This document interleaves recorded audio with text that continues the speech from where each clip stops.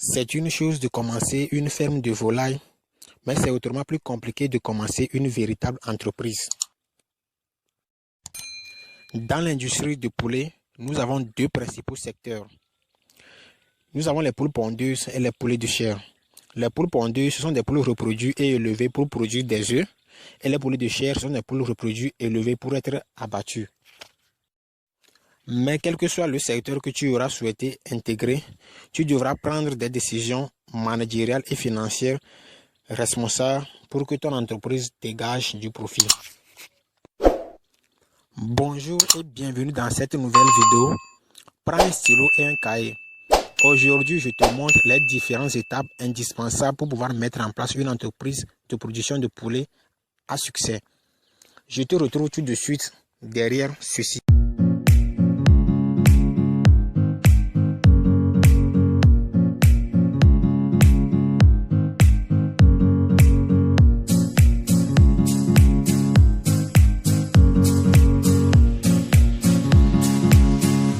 Alors notez que dans cette vidéo, nous allons faire allusion à deux thèmes, ferme et entreprise. Cela dépend de ce qui vous convient, mais sachez que c'est toujours la même chose. Alors mettre en place une entreprise de production de poulet, la première étape consiste à rédiger un business plan. Le business plan, c'est l'une des étapes les plus importantes de votre lancement. Tu y indiqueras quel objectif tu dois atteindre et comment tu as l'intention de te prendre pour pouvoir les atteindre. Ici, il s'agit de décrire comment tu comptes mener tes affaires, pas uniquement en tant qu'éleveur, mais aussi du point de vue d'un banquier, d'un financier, d'un investisseur, d'un comptable, voire tes futurs employés. La deuxième étape consiste à posséder un terrain bien adapté, un capital et des équipements. Tu ne peux commencer aucune activité majeure dans l'agrobusiness sans avoir ces éléments indispensables. Outre le terrain, tu dois chercher à savoir si c'est un élevage en cage, en bâtiment ou en plein air protégé que tu veux faire. Le terrain servira à implanter les bâtiments, voire les champs de production d'aliments au cas où tu as une grande surface. La troisième étape, c'est de savoir comment élever au mieux ces poulets. Il existe deux moyens principaux d'élever les poulets. Il y a le système conventionnel et l'élevage en plein air. Dans le premier cas, c'est-à-dire dans le système conventionnel, les poulets sont confinés dans des cages, dans des bâtiments dont la température et la photopériode sont bien contrôlées. Mais le système plein air permet aux poulets de se promener dans la ferme ou dans les espaces réservés. L'étape 4. Tu dois savoir quel secteur de l'industrie de la volaille tu souhaites intégrer. D'ailleurs, c'est sur ça que tu devrais te poser des questions avant de vouloir mettre en place une entreprise de production de poulets. Tu dois choisir entre les poules pondeuses ou les poulets de chair.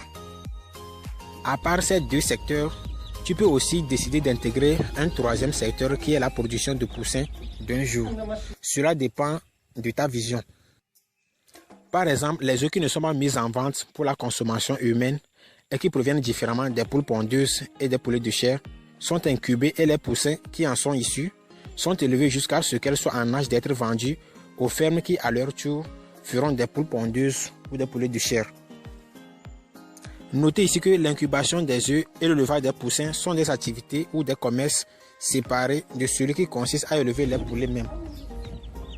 En plus de ces trois secteurs précédents, il y a aussi un quatrième secteur qui est l'abattage de poulets pour faire de la viande que tu peux aussi intégrer. L'étape 5 consiste à trouver un marché de niche, c'est-à-dire faire ce qui répond à la demande. Si par exemple l'endroit où tu souhaites t'installer est connu pour un élevage en particulier, tu dois faire savoir comment te faire connaître auprès de potentiels clients et consommateurs. Il faut penser à la communication de ton entreprise. Fais de la publicité pour faire savoir autour de toi que tu as des œufs et des viandes à vendre.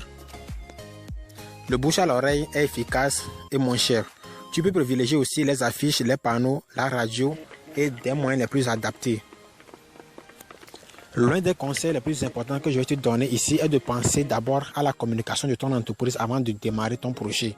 Je profite pour te signaler que dans l'agrobusiness, 90% de vos ventes se feront en allant rencontrer les prospects ou les consommateurs ou bien vos futurs clients et non pas sur les réseaux sociaux.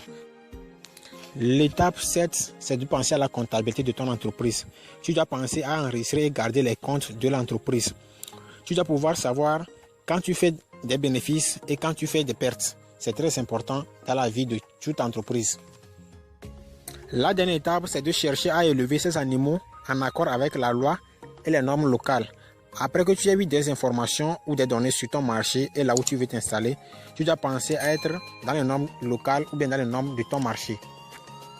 Je te remercie d'avoir regardé cette vidéo jusqu'ici. J'espère que